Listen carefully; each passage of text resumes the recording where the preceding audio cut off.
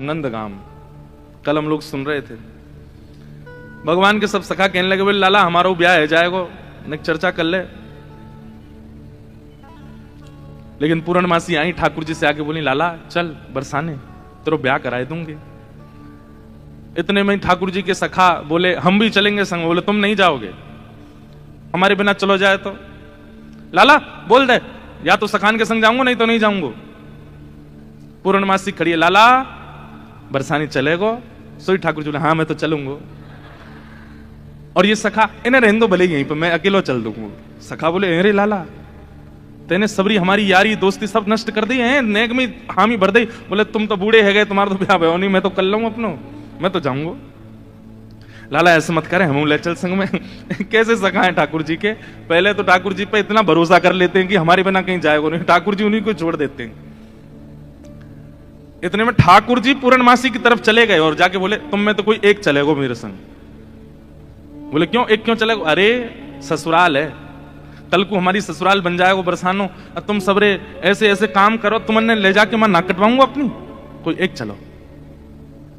मधुमंगल मन सुखा तन सुखा धन सुखा ठाकुर जी के। अच्छा इनके नाम हो सकता है कुछ और हो, ये नाम तो ठाकुर जी ने रखे हैं।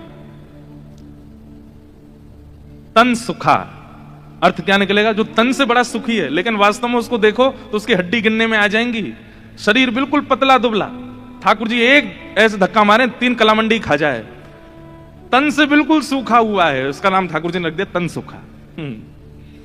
अब कोई दूर से सुने तो कौन आ रहा? बोले तन सुखा आ रहा। बोले तन से बड़ा सुखी, लेकिन देखने में बिल्कुल विपरीत है, उसका नाम ठाकुर जी ने तन सुखा रखा। एक है मन सुखा, मन से जो सुखी है, लेकिन उसको देख लो तो ऐसा लग रहा है कि रो रहा है क्या। बात है ठाकुर जी जब पहली बार मिले तो ठाकुर जी बोले अरे तू रो काई को रो? बोले रो ना रो, मेरो चेहरा ही ऐसा है। ठाकुर जी अरे तू तो मन सुखा, भैया को नाम मन सुखा रख दो। एक आयो, वो 4 दिन एक ही कपड़ा ने पहने, 5-5 दिन तक एक ही कपड़ा ने पहने, ना नहावे ना धोवे। अरे तू कपड़ा ने काई गुना बदल रहा है, एक ही कपड़ा में सबरे दिना ने कर दे। बोले लाला धोवे पड़ेंगे, श्रम है जाएगा, बड़ी मेहनत होगी। ठाकुर जी बोले ऐसा कंजूस है, धन खर्च ना करो, या को नाम धन सुखा।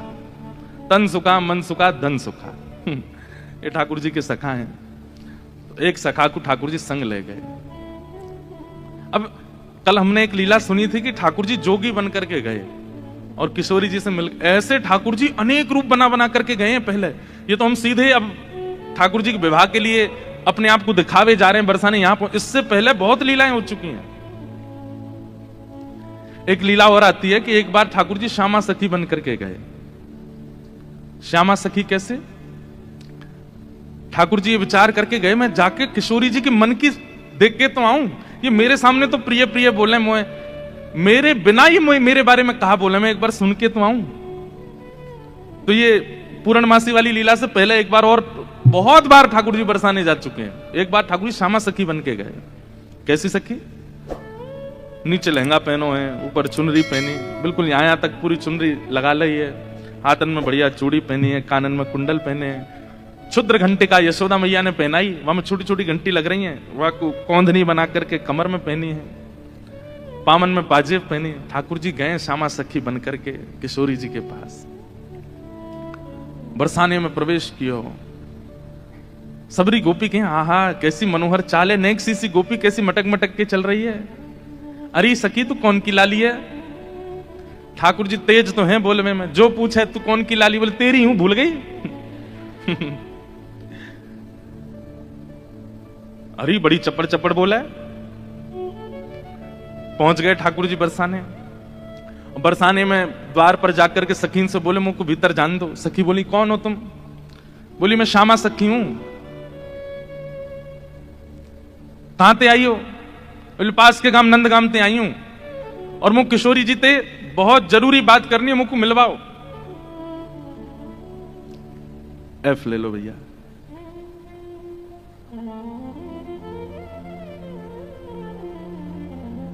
ठाकुर जी भीतर गए।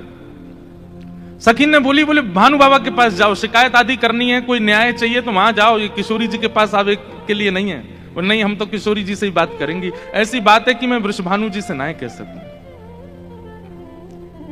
सकीन ने जाकर के भीतर किशोरी जी से कही हे लाडली जो बाहर एक गोपी ठाड़ी है और यूं कह रही है कि वह आपसे ही बात करनी है और आपसे बात करके कछु न्याय करानो है। किशोरी जी बोली, अच्छा बुलाओ भीतर। द्वार खुले। आहा, ठाकुर जी बढ़िया चुनरी पहन करके, ये गजगामिनी सी चाल। एक तो चाल ही ठाकुर जी की टेढ़ी मेढ़ी, ऊपर से सखी बन करके और ज्यादा बनावटी चल रहे हैं तो इतने प्यारे लग रहे हैं। किशोरी जी सिंहासन पर विराज रही हैं और श्याम सुंदर भीतर आ रहे हैं। सब लोग ध्यान से सुनिए। जैसे ही द्वार से भीतर आनो भयो, किशोरी जी तो कहें, अरे सखी, या की चाल तो देख कितनी बढ़िया है।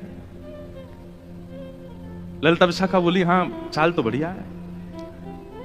अरे देखियो, या की कमर कैसी सुंदर लग रही है। ललिता विशाखा बोली, श्री जी, आपको पहली बार कोई सखी पर मोहित रहते हुए देखो हमने।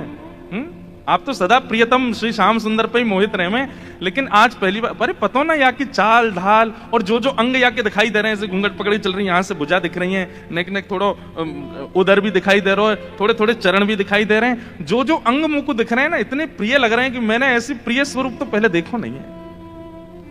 अरे ललिता, तू मेरी एक बात, अभी मिले नहीं है ठाकुर जी। और किशोरी जी कहने, ललिता तू मेरी एक बात सुन। बोल, कहा, ये जो भी बात करे वो सुन लेंगे, फिर बाकी बात याकू अपने सखी समाज में ले लियो। मुख को बड़ी भारी है, अभी आपको मुख नहीं दिखो, मुख में तभी यहाँ पे मोहित है गई हूं। विशाखा जी बोली, नहीं रुक जाओ, आन तो दो, बात तो होने दो। किशोरी जी आज जैसे ठाकुर जी को देख के हो जाती है, वैसी हो गई है एक सखी को देख। स्वयं पर भरोसा नहीं हो रहा है किशोरी जी को कि मैं ऐसी क्यों है रही हूं। ठाकुर जी आके सामने खड़े है गए, उन्हें एक बनावटी सी आवाज भी बना ली ठाकुर जी ने। किशोरी जी बोली, कहो सखी, कहा नाम है तुम्हारो? अजी मेरो नाम तो श्यामा सखी है। स्वर सुनते ही किशोरी जी के नेत्र बंद है गए। ललिता जी को हाथ पकड़ के कहें, मुंह को कहा है रो है, या के चाल, या के रूप रंग सब देख करके तुम, या के स्वर में भी कछु आकर्षण है। ललिता जी बोली, श्यामाजू ऐसे ना करो करें। अरे वो सखी है, वहां पे आप मोहित का ही बोले, ना पता ना, या मैं तुम्हें ना लग रहा आकर्षण, बोलना हमें तो ना लग रहा। मैं एक बात कहता हूं बंधु, हमारे ठाकुर जी कैसे हैं? रूप, रस, स्पर्श, गंध और शब्द, ये पांचों से आपको अपनी ओर आकर्षित करने की सामर्थ्य रखते हैं। आप कहो कि मैं नेत्रों से देखूंगा नहीं, तो फिर श्री कृष्ण मुझे कैसे भाएंगे? वो कान में ऐसा स्वर बोल देंगे कि स्वर से आप उनके हो जाओगे। आप कहो कि मैं नेत्रों से देखूंगा भी नहीं, कान से सुनूंगा भी नहीं, फिर श्री कृष्ण मुझे कैसे अपनाएंगे? अरे वो अपने अधरामृत को नेक कछु तिनका आपकी जिह्वा पे धर देंगे, वही से आप उनके हो जाओगे। आप कहोगे मैं नेत्र भी बंद कर लूं, कान भी बंद, मुख भी बंद, अब श्री कृष्ण मेरे कैसे होंगे? तो वो आपके बगल में आके खड़े हो जाएंगे, उनकी तन की सुगंधी नाक से भीतर जाए, वही से उनके हो जाओगे। आप कहो आंख, कान, नाक, मुंह सब बंद कर लूं, अब श्री कृष्ण मुझे कैसे अपनाएंगे? तो वो केवल अपनी कनिष्ठ उंगली से आपके तन को छू देंगे, वही से उनके हो जाओगे। वो स्पर्श ही इतना सुखदायी होगा कि आप उनको छोड़ नहीं पाओगे। किशोरी जी कह रही हैं, अरे मैं अपने आप पे तो बाहर जा रही हूं, ये सखी कैसी है, या कि स्वर कितने सुंदर। ठाकुर जी खड़े खड़े बोले, अरे श्यामाजू, मुंह को इतनी देर है गई खड़े खड़े, आप मेरो न्याय करोगी कि नहीं करोगी? किशोरी जी बोले, अरे मैं तो ऐसे बहल गई, बताओ कहा बात है? बोले, मैं आपसे आज न्याय की याचना करके आई हूं। मैं रहूं नंदगाम में, और नंदगाम में नंद बाबा के महल के बिल्कुल समीप ही मेरा घर है। तो विशाखा जी बोली, तो नंद बाबा के पास जाती न्याय लेवे, तुम बरसाने का आई हो? बोले, वहां नहीं मिलेगा, यही मारे तो यहां आई हूं। और बात इतनी गंभीर है कि मैं वृषभानु बाबा से ना कह सकूं, आप तो ही कहूंगी। किशोरी जी बोली, कहो। श्यामा सखी रोने लगी, ठाकुर जी रोने लगे, आंसू ने पहुंचने लगे। अरे मैं कहां बताऊं, कैसे मोहते कहूं, मुझ को तो लज्जा आ रही है बतावे में। श्री जी बोली, ऐसे मत करो, बताओ बताओ कहा बात है? बोले, कल परसों में दही बेकवे के कायजे जाई रही, इतने में मार्ग में श्याम सुंदर आए गए। किशोरी जी थोड़ी सहम गई, श्याम सुंदर? बोला, हाँ। अरे तुमने उनको बड़ी प्रशंसा सुनी है, उनकी बड़ी महिमा सुनी है, पर तुम उनके अंदर की नहीं जानो हैं, उनमें वो आकर्षण क्यों नहीं बन पाता? किसी की निंदा नहीं है, सारे रूप अपनी जगह व्यवस्थित हैं, पूजने के अधिकारी, वंदन के अधिकारी, पर जो आकर्षण श्री कृष्ण में है वो सारे रूपों में क्यों नहीं है? क्योंकि श्री कृष्ण जी का जो ये रूप प्रकट हुआ है ये किशोरी जी को सुख देने के लिए हुआ है। अरे वो किसी सखी के संग कोई लीला भी करते हैं ना, वो इसलिए कर रहे हैं कि ये लीला किशोरी जी को पता चले और वो प्रसन्न हो जाएं सुन करके।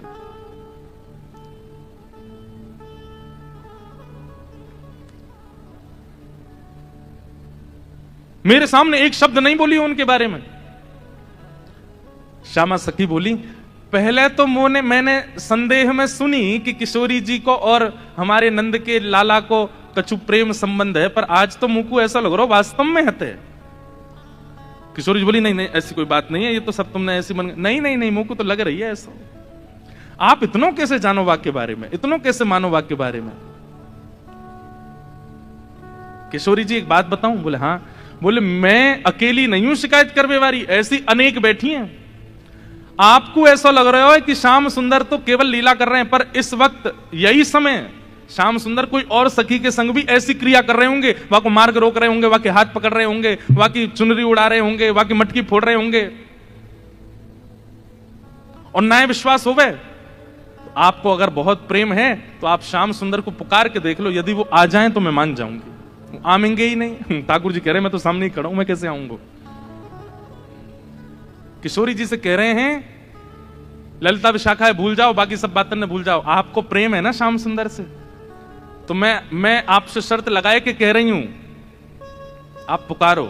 और यदि श्याम सुंदर आपके सामने आए गए तो जीवन भर आप दोनों की चाकरी करूंगी। ये श्यामा सखी को वचन है आपके लिए, बुलाए लो। किशोरी जी बोली, देख मोते मत बोले, मैं जानू, मुझको प्रबल विश्वास है कि श्याम सुंदर आ जाएंगे। मैं बस टेर लगाऊंगी और दौड़े दौड़े आवेंगे। श्यामा सखी बोली, आज है जाने, बुलाए के देख लो आ जाए कि नहीं। किशोरी जी तुरंत नेत्र बंद करके बैठी और जैसे ही अपने प्रियतम का स्मरण किया है, हो तो दासी नित्य तिहारी, हो तो दासी नित्य तिहारी। प्राणनाथ जीवन धन मेरे, प्राणनाथ जीवन धन मेरे, हो तुम पे मैं बलिहारी, हो तो दासी नित्य तिहारी, हो तो दासी नित्य तिहारी, हो तो दासी नित्य तिहारी, हो तो दासी नित्य। हमारे भारत में एक बड़े अच्छे रसिक हुए श्री हनुमान प्रसाद पोद्दार जी महाराज भाई जी। उन्होंने षोडश गीत लिखे हैं। एक गीत ठाकुर जी गा रहे हैं किशोरी जी के लिए और दूसरा गीत किशोरी जी गा रही हैं ठाकुर जी के लिए। इतना सुंदर है, मेरा बहुत समय से मन है कि कभी मैं षोडश गीत पर चर्चा करूं। 16 गीत जो हमारे भाई जी ने गाए हैं बहुत सुंदर है। उनमें से एक गीत ये किशोरी जी गा रही हैं ठाकुर जी के लिए। क्या कह रही हैं? चाहे तुम अति प्रेम करो, तन मन सो मोहे अपनाओ। चाहे तुम अति प्रेम करो, तन मन सो मोहे अपनाओ। हूँ तो दासी नित्य तिहारी, हूँ तो दासी नित्य तिहारी।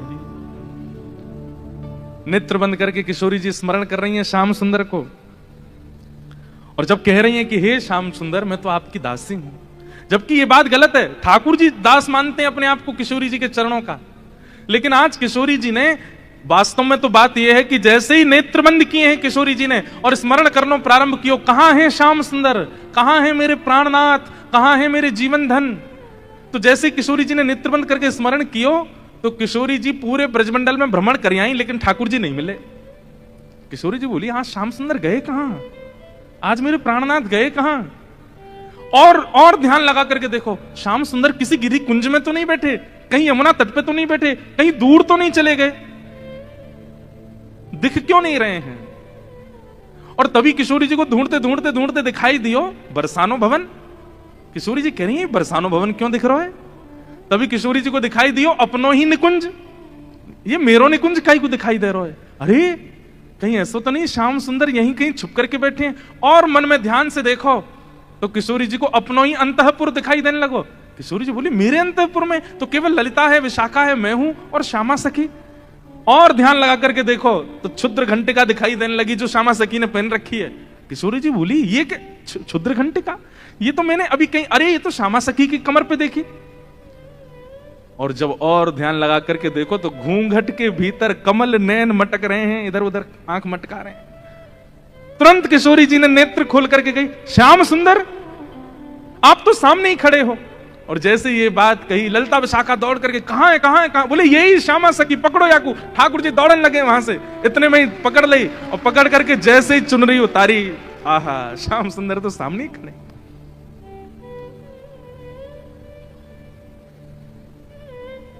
कैसा प्रेम है ये प्रेम, इसको आप संसार में घटा ही नहीं सकते हो। अब तो ललिता विशाखा पकड़ करके खड़ी हैं और ठाकुर जी की ऐसी बेणी, आहा नथबेसर पहनी है नाक में, ऐसी सुंदर बिंदी लगा करके आए, काजल लंबो लंबो खींच के आए, अपने घुंघराले केशन की बढ़िया बेणी गूंथ करके जैसे कोई छोरी तैयार हुए ऐसे बन के आए। किशोरी जी बोली पकड़ के रखो अब इनको, ने रज रज के देख तो लूं आज, हैं सामने आए के श्यामा सखी बन के अपनी बुराई कर रहे हो मुझे। अरे श्यामाजू मैं तो आपके हृदय की जान में आयो कि आप मेरे बारे में कैसी विचारधारा रखो, मेरे बारे में आपके हृदय में कैसे भाव हैं। किशोरी जी बोली तो कहा सुनो आपने कैसे भाव हैं? बोले मुंह को ऐसा लगो करतो कि मुंह से ज्यादा प्रेम कोई ना कर सके या संसार में, पर हे श्यामाजू आज आपके प्रेम के भाव पर तो मैं भी बिक गयो। आपको प्रेम तो अटूट है। अरे आप तो ऐसी हैं कि आप बैठी कहीं भी हों लेकिन आपके चिंतन में सदा मैं विराजमान रहूं। मैं कहां जाऊं, कहां करूं, कहां खाऊं, कहां पीऊं, कैसे आऊं, आपको सब पता है। बंधुओं ये प्रेम की चरम स्थिति होती है कि आप केवल ध्यान में ही अनुभव कर लेते हैं अपने प्रेमी का। ये आज के समय में संभव नहीं है। हां इतना संभव जरूर है कि जैसे मां का प्रेम जो है ना वो तो भी शुद्ध होता है अपने पुत्र के प्रति, पुत्री के प्रति। तो पुत्र के ऊपर कोई घटना या संकट आ जाए तो मां को थोड़ा थोड़ा अनुभव होने लगता है। मां को ऐसा लगता है आज मुझे घबराहट सी हो रही है, जरा फोन करके पूछो तो बेटा कहां है। वो बेटा को फोन करती है तो पता चलता है आज स्कूटर से गिर गया है, पैर में लग गई है, पढ़ने गया है हॉस्टल में। अच्छा मुझे सुबह से ही लग रहा था कुछ तो दिक्कत है। इतना अनुभव मां को तो हो जाता है और इतना अनुभव कई कई पत्नियों को भी अपने प्रियतम का हो जाता है कि शायद कुछ गड़बड़ है थोड़ा, लेकिन इससे अधिक की स्थिति में आज के लोग नहीं जा सकते। पर श्री जी वो तो नेत्र बंद करके ध्यान करके पता कर लेती हैं कि श्याम सुंदर इस वक्त कहां है, मेरे प्रियतम कहां है। किशोरी जी ने कही आज एक काम करो, बोले कहा द्वार सब बंद कर दो, चटकनी लगा दो, आज जान नहीं देंगे इनको, आज यहीं बैठाओ। बड़ी श्यामा सखी बन के आई हो, इधर आओ। ठाकुर जी बोले श्यामा जी मैं आपके चरणन को पूजूं, आपसे हाथ जोड़ रहा हूं, मुझको छोड़ दो। बोल ना है आज तो याकू नई दुल्हन बना के यशोदा के पास ले चलेंगे और यशोदा जी से कहेंगे देखो हमारे गांव की एक नई दुल्हन आई है, अभी ब्याह भयो, याकू आशीर्वाद दे दो। और जब यशोदा मैया अपने लाला को चिर सौभाग्यवती जब आशीर्वाद देंगी तब आवेगो आनंद। किशोरी जी आपसे हाथ जोड़ूं, पाम परूं, ऐसा मत करियो, यशोदा मैया के आगे नाक कट जाएगी मेरी, ऐसे छोरी बनो डोलूं, वो वैसी मेरे पीछे पड़ी रहे। ए लाला ने अपनी चाल सुधार, दूर से ऐसा लगा कोई गजगामिनी छोरी आ रही है का। उन्हें पता चलेगी मैं लहंगा भरिया पहन के डोल रहा हूं, बहुत बहुत नाराज, उनके सामने नहीं, आपके सामने आ सकूं ऐसे। किशोरी जी को इतना अच्छा लग रहा है कि आज श्याम सुंदर घबरा रहे हैं। इतना घबरा का ही करो, यहां पे बैठो, बगल में बैठा। सब सखी लाई किशोरी जी के बगल में, ठाकुर जी को बैठाए दियो। अब श्री जी के मन में कौतिक आयो है, अरे ललिता विशाखा, ठाकुर जी को हाथ पकड़ लियो, ठाकुर जी घबरा रहे हैं, जन कहा करेंगी। नेक्स्ट सामने तो आओ, ललिता विशाखा दोनों सामने आ गए और बोली देखो हमेशा या सिंहासन पर प्रिया प्रियतम विराजमान हूं मैं, लेकिन आज दो दो प्रिया बैठी हैं, एक श्याम प्रिया एक गौर प्रिया। अब ये बताओ दोनों में सुंदर ज्यादा कौन लग रहा है? ये ज्यादा सुंदर लग रहे हैं या मैं ज्यादा सुंदर लग रही हूं? लहंगा इनने भी पहनो, मैंने भी पहनी है, बेनी मैंने भी गुथी है, इनने भी गुथी है, माथे पे बिंदा मैंने भी लगाया हो, आंखन में काजल इनके भी, मेरे भी, सब कुछ। अब तुम दोनों बताओ, हम दोनों में सुंदर ज्यादा कौन लग रहा है? श्याम सुंदर, ऐसे रो मत, मुस्कुराओ, कचुकर थोड़ी नहीं हूं मैं। ठाकुर जी मुस्कुराने लगे। अरे ललता, बताए दे आज सुंदर कौन है? और देखते देखते देखते अश्रु भराते हैं नेत्रों में। बोले आप ही बताओ ना, क्या करें? दोनों ही समान लग रहे हो हमको, दोनों ही एक जैसे लग रहे हो, दोनों में ये न्याय करना बड़ा मुश्किल है। ठाकुर जी आप ही कछु संकेत करो, क्या बताएं? तो जैसे ठाकुर जी ने देखी ललिता विशाखा बड़ी परेशान है गई हैं, तो पहले ठाकुर जी नेत्र बंद कर लिए, और नेत्र बंद करके मानो ऐसे करके बैठ गए। बोले कि अगर तुमने इनको श्रेष्ठ बतायो तो फिर याद रखियो, तुम बच के दिखाइयो मोते। और फिर श्री ललिता विशाखा सोच रही भाई जीनो तो हमें श्री जी के संग है, और श्री जी की अगर हम प्रशंसा कर देंगे तो ठाकुर जी नहीं छोड़े, ठाकुर जी की कर देंगे तो फिर श्री जी कहेंगे अच्छा जाओ नंदगाम में बोरिया बिस्तर लेके जाओ, वहीं रहो, यहां नहीं रहना। अंत में ठाकुर जी से कहने लगी, बोले इशारे में ही बात हो रही है, कुछ कह नहीं रहे। बोले बताओ तो क्या करना है? अंत में ठाकुर जी को दया आ गई, और दया आके ठाकुर जी ने ऐसे इशारा किया, बोले इन्हीं की बताओ, बेसर इन्हीं की अच्छी है। बोले मेरी प्रशंसा कर दोगे मुझे सुख नहीं मिलेगा, इनकी प्रशंसा करोगे ये राजी भी आ जाएंगी, मुझे भी सुख मिलेगा। हाँ, कछु एक सरस लली की बेसर, एक सरस लली की बेसर, कछु एक सरस लली की बेसर, एक सरस लली की बेसर, कौन की अतिनी की बेसर, कौन की अतिनी की बेसर, कौन की अतिनी की बेसर, कौन की अतिनी की। अंत में ठाकुर जी ने इशारा कर दिया, बोले इन्हीं की बेसर नी की है, यूं कह दो।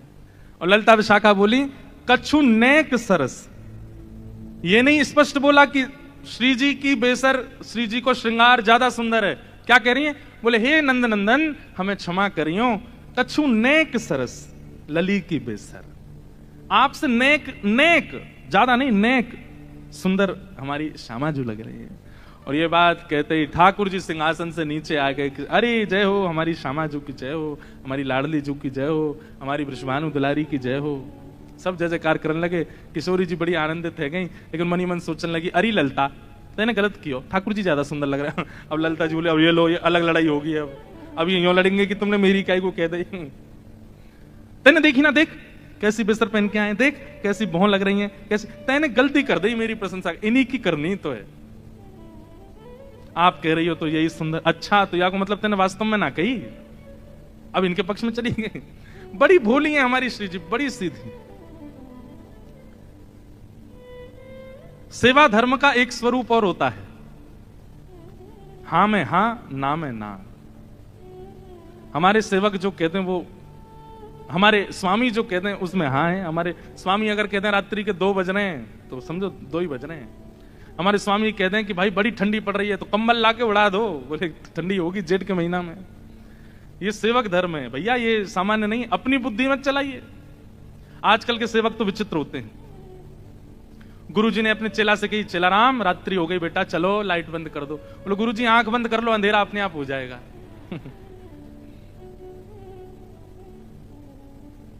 चेला राम देखो तो सही बाहर बारिश हो रही है कि नहीं। गुरुजी अभी बिल्ली आई थी तो पाम में पानी नहीं था, इसका मतलब बारिश नहीं हो रही है। इतने आलसी।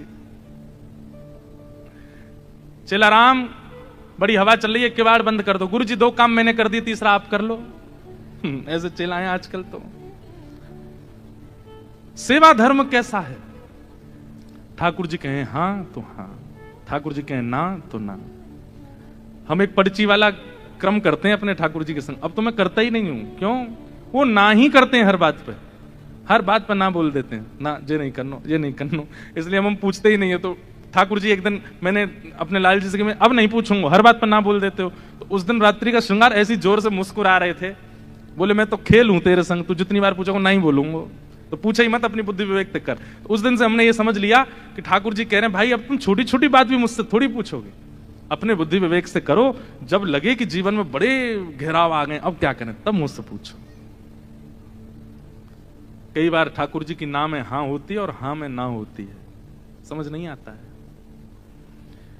ऐसे प्रिया प्रियतम की मधुर लीला हुई।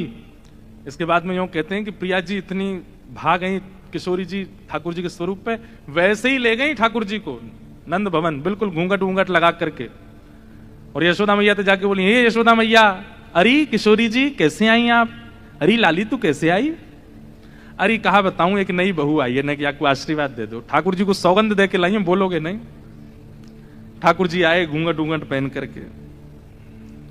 यशोदा मैया, अरे बड़ी सुंदर, देखियो या के पाम हाथ तो बिल्कुल मेरे लाला जैसे लग रहे हैं, सांवरी सी है बिल्कुल। मैया या को आशीष दे दो, या को ब्याह है व्यवहार हो है। अच्छा कहां ते ब्याह होगा? बोले बरसाने के गोप ते ब्याह है रो या को। मैया बड़ी निपुण है, खानो बनानो जाने, नाचनो जाने, गानो जाने सब। यशोदा मैया बोली अच्छा लेकिन नाच के दिखाइयो। घूंघट में ठाकुर जी नाच रहे हैं यशोदा मैया के आगे। मैया बोली, अरे तू बड़ी विलंब ते मिली मोए, किशोरी ते पहले मिल गई होती, तेरो ही ब्याह कराती अपने लाला ते। ऐसी सुंदर। ठाकुर जी ने अंत में जैसे ही मुखमंडल ऊपर किया, अरे बजमारे तू कहां से आए यहाँ पे? अरे मैया मैं कहा बताऊं, ये सब ऐसी लीला करें मेरे संग, ऐसा आनंद करें। यशोदा मैया बोली, अरे श्यामाजू गलती तो छोरा है गो, या लक्षण सब छोरी कैसे हैं? केवल नाम को छोरा है, बाकी खान पान पहन चाल वाल सब छोरी किसी आके। अच्छा ये सब है नहीं, वास्तविक नहीं है, ये सब ठाकुर जी सबको मोहित करने के लिए करते हैं। नहीं, वही मथुरा आ जाते हैं और जब द्वारिका आते हैं थर थर कांपते हैं राजा। पौरुष है ठाकुर जी में, ठाकुर जी का ऐश्वर्य है, लेकिन व्रज वृंदावन से इतना प्रेम है, ठाकुर जी ने सब कुछ छुपा रखा है, किसी को प्रकट नहीं होने देते। अरे वंशी बजाते हैं बस, मधुर लीला करते हैं, ये क्यों? प्रेम, बहुत प्रेम है ठाकुर जी को ब्रजवासियों से। तो ठाकुर जी आज पूर्णमासी के साथ बरसाने गए। बरसाने जैसे ही गए, सब अटारियों पर सखियां खड़ी हो गई, सब खड़े होकर के देख रही हैं, आहा रूप तो सुंदर है, कारो है लेकिन सुंदर तो लगे, चाल देखो चाल कितनी अच्छी है। ये कीर्ति मैया ने योजना इसलिए बनवाई ताकि सब बरसाने के लोग प्रिया जी की विवाह में राजी हो जाएं ठाकुर जी के प्रति। सब इतने राजी है गए, मैया को तो मनो राजी है जाए, पर सब इतने राजी है गए कि अपनी अपनी छोरी ने सजा धजा के लिया है, यंते ब्याह जाए इनको। भीतर गए, बड़ी अद्भुत लीला, बड़ी विस्तृत लीला है। और उसके बाद सब सखियां ठाकुर जी को कुछ कहती हैं और उनका प्रत्युत्तर मधुमंगल देता है, ऐसा नहीं ऐसा, ऐसा नहीं ऐसा।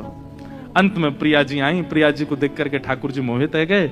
और वहां कल किशोरी जी की गोद भराई, भाई आज यहां ठाकुर जी को टीको कर दियो। मैया ने कही लाला अब तू तैयारी कर ले, अब तुम्हारा ब्याह करेंगे का दिन। और ऐसे करके दोनों के ब्याह पक्का भय। बड़ी लीलाएं हुई, सब लीलाओं का तो विस्तार है। मूल रूप में ये बात क्या है, ये कथाएं कौन सुन रही हैं? 16,100 राजकुमारियां सुन रही हैं। कृष्ण विरह में विरही वो राजकुमारियां सुन रही हैं और श्री उद्धव जी सुना रहे हैं। और श्री उद्धव जी के मुख से ये भाव सुनकर के उनके नेत्रों से अश्रुपात हो रहे हैं। कृष्ण विरह कम लगने लगा, कृष्ण विरह फीका लगने लगा। अब तो ब्रजवासियों का प्रेम भाव वही नेत्रों से छलक रहा है। अब उद्धव जी महाराज पूछते हैं, आप सबकी अब इच्छा क्या है? कृष्ण चाहिए? बोले कृष्ण नहीं चाहिए, अब तो हमको किशोरी जी के चरणार विंद चाहिए, अब तो इन ब्रजवासियों के चरणार विंद चाहिए, या ब्रज में अखंड वास मिल जाए, बस हमें यही चाहिए और कुछ नहीं चाहिए। ऐसी भावना है। इन सब भावों के साथ बड़ी लीलाएं सब सुना रहे हैं। आज कथा का यहाँ विश्राम हो रहा है। हम गांधी धाम वैसे तो आते रहते हैं हर साल ही, और इस बार तो 2 बार आना हो गया है। अप्रैल में भी आए, अभी भी आए। आपकी इच्छा तो रहती है, हमारी भी इच्छा बार बार यहाँ आने की होती रहती है। अच्छा लगता है, इतने वैष्णव भक्तवृंद एक साथ कथा रस श्रवण करने के लिए एकजुट होते हैं। वो बात अलग है कि कीर्तन संकीर्तन में बोलते नहीं है कुछ भी, पद पदावलियां तो गानी चाहिए पीछे, लेकिन सबका अपना अपना स्वभाव स्वरूप होता है। लेकिन आप सब लोग बड़े भाव से कथा श्रवण करते हैं। हमारी ऐसी भावना, आप रहें गांधी धाम में, तन आपका गांधी धाम में रहे पर मन में श्री वृंदावन आ जाए, मन में श्री वृंदावन रहे। बंधुओं, ये लीलाएं बड़ी गुप्त हैं, बड़ी गोपनीय लीलाएं हैं। इन लीलाओं का ज्यादा उजागर मत कीजिएगा, बस चित्त में धारण कर ले। जब कभी लगे बड़ी टेंशन आ गई है, उथल पुथल हो रही है संसार में, एकांत में बैठ जाइएगा अपने ठाकुर जी के पास, किवाड़ बंद कर लीजिएगा और मधुर नेत्र बंद करके ठाकुर जी को चित्त में फिर इन लीलाओं का चिंतन करना।